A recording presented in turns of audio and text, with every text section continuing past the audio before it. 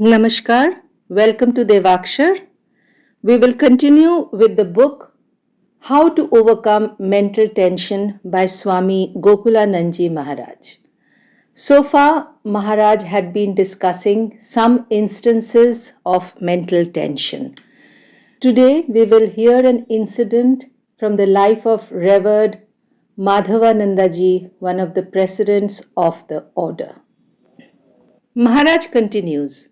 An incident from the life of Revered Madhavanandaji, one of the presidents of our order, who had also been to San Francisco, USA, comes to my mind.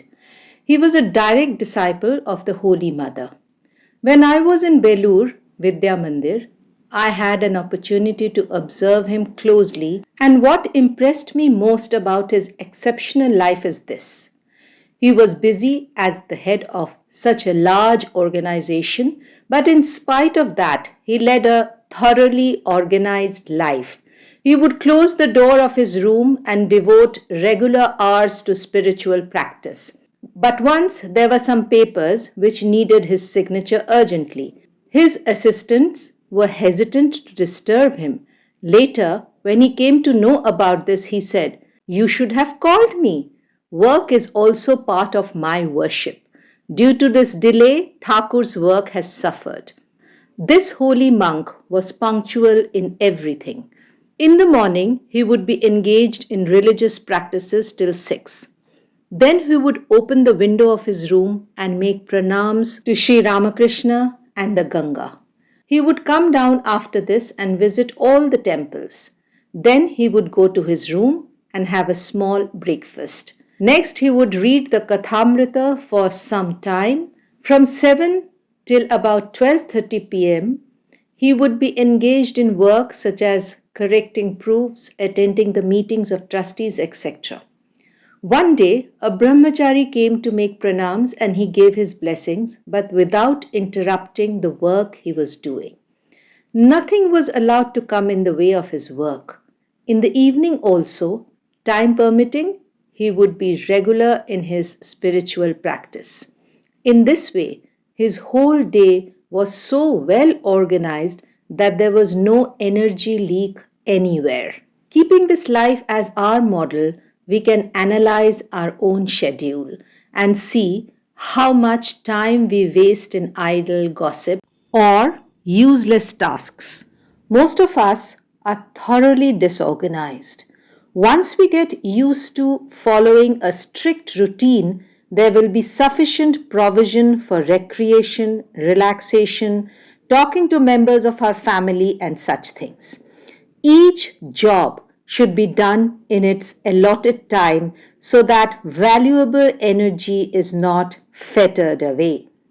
We should remember that if challenges or baffling problems come, we should keep calm, and once we lead an organized life, we shall be able to do so without much effort. Our brains can operate efficiently if we are not the victims of nervous tension. To develop a tension free attitude to life, we have to cultivate a philosophy of being calm, whatever the provocation. Once a patient went to a doctor and complained that he was living at such a fast pace that he was constantly suffering from tension. The doctor advised him to develop a calm philosophy of life. The patient said, "How can I do that? I cannot change my nature. I have some inherent tension." The doctor said he would give some practical hints, such as sitting in a relaxed posture, exactly as the rishis of ancient times recommended shavasana, as if a person is dead. This relaxes the body from head to foot.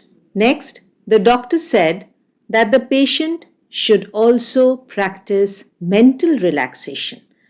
The mind should be visualized as the surface of a lake in a storm, with many waves always in tumult. We then begin to get free of the tension by calming the thought waves so that we can make the surface placid. The doctor also suggested that the patient should relive beautiful scenes in memory. Visualization of the time spent on a beach or the Himalayas, the rising sun in Kanyakumari, a boat ride on a moonlit night are soothing to the mind. They bring peace and happiness, thus removing tension. Repetition of words which have a calming effect are also helpful in overcoming tension. Maharaj continues, let me narrate an incident about what a person established in serenity and tranquility can do. This person was Swami Virajananji, one of the presidents of our order and disciple of Swami Vivekananda. Once a young man came to visit him among many devotees. In front of all of them, he had the audacity to say, I came to see the president, not a man reclining on an easy chair with a wristwatch and all. We were angry at his rudeness, but Virajananji said calmly with a smile, what can I do as Thakur has kept me like this? At these words, the young man was ashamed and fell prostrate at the feet of Virajananji, begging his forgiveness. Had Virajananji reacted in a different manner, a different situation could have resulted. But his calm and collected attitude saved the day. We should thus learn to use such words which give us peace and tranquility. Another method is thinking about the days God came to our help. Each of us passes through some period of difficulty in our lives.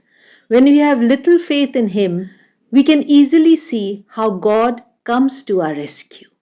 By recalling these instances, we get strength to tide over periods of doubt.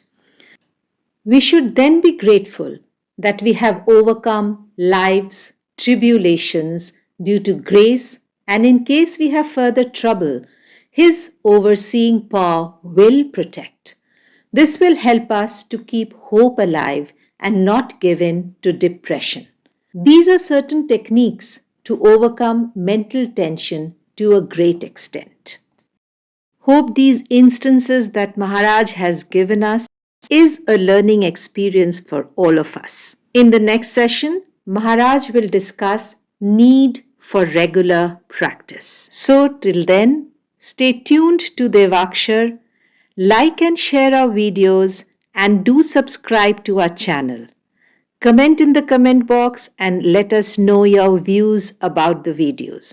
Thank you so much for being with us.